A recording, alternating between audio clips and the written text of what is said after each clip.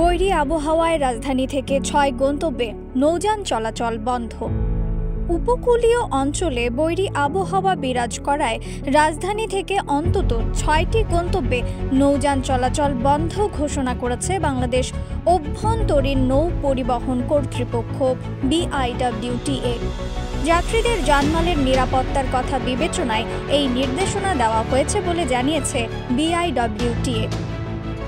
বৈরী আবহাওয়ায় সমুদ্র বন্দরে ৩ নম্বর স্থানীয় সতর্কতা সংকেত জারি করেছে বাংলাদেশ আবহাওয়া অধিদপ্তর।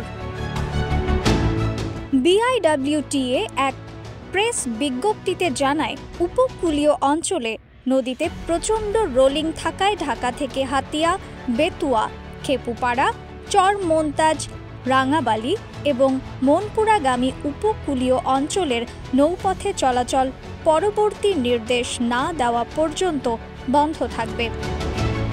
নিউজ ডেস্ক, রিফাত আরা ইসলাম, ২১ সংবাদ।